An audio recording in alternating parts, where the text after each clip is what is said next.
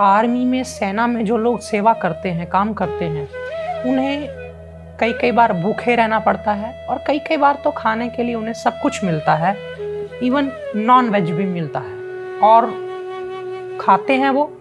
लेकिन एक साधक मेरे पास आया जो कि योग से जुड़ा हुआ है, हमारे जो योगिक कल्चर है उससे प्यार करता है। तो उसने मुझे आकर के अपनी अपनी व्यथा, अपनी बात रखी।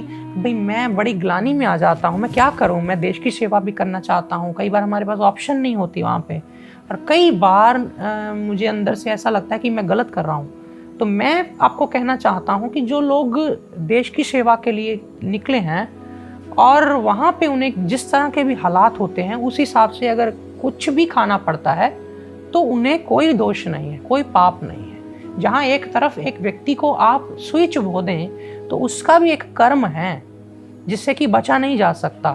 दूसरी तरफ अर्जुन को भगवान श्री कृष्ण ने स्वयं कहा कि ये सामने जो हमारे जितने भी विधर्मी हैं, जितने भी आताताई हैं, जितने भी दुष्ट हैं, इन सब का संहार करो। स्वयं माँ काली ने दुर्गा रूप में बहुत सारे ऐसे राक्षसों का वध किया और उनके रक्त का पान किया, और बाद में अपने पीछे जो उनकी सेना थी योगिनियों की और काल भैरव की, उन सब को वो बांटा और सब ने मिलकर के उसे खाया।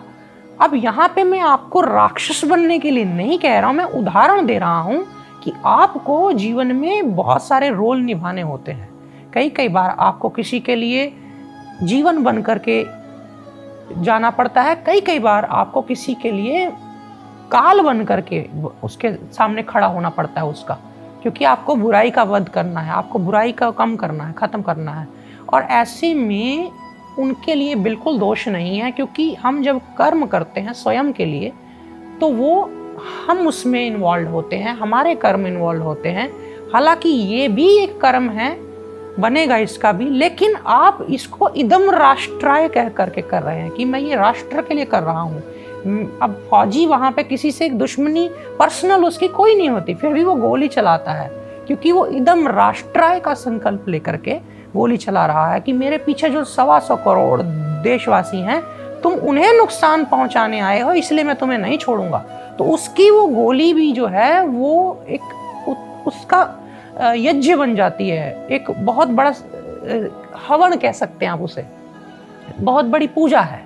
तो यहाँ पे दोष कहाँ हुआ? यहाँ एक व्यक्ति को हम थोड़ा सा कुछ, मैंने अभी बोला कि सुई चुभो दें तो भी कर्म बनता है, तो भी उसका चुकाना पड़ेगा उसे।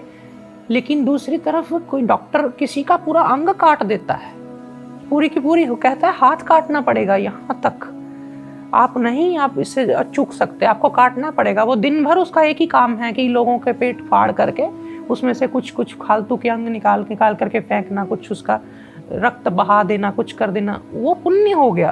तो ऐसे में आपको कर्म की तो अपनी एक महिमा है ही, लेकिन कर्म की गहराई में जब सार में आप देखेंगे तो आपके कर्म की हेतु भावना ये काउंट करती है। तो जिसने कर्म के भीतर डीप में जाके उसकी हेतु समझ ली, फिर वो घबराता नहीं है, फिर वो खुश रहता है, फिर वो प्रसन्न रहता है। और जब आप उस सेवा से निवृत्त हो जाएंगे आर्मी की, जब आपके पास सब तरह की सुविधाएं होंगी, जब आपके पास कोई बंदिश नहीं है, कोई आपको ट्रेनिंग के लिए या तैयार करने के लिए, प्रिपेयर करने के लिए कि आप भाई किसी तरह की भी सिचुएशन से लड़ सकें, इसके लिए अगर आपको वहाँ पे खाना पड़ रहा है तो कोई दिक्कत नहीं है। लेकिन जब आप वापस आएंगे, सेवा से निवृत्त होकर के एक योगी का जीवन जिएंगे, एक सात्विक जीवन जिएंगे, तो उसमें फिर आपको इसके जो पूर्व के जो कर्म थे उसके लिए आप अपनी तरफ से भगवान से आप क्षमा भी मांगना, हर तरह से उनसे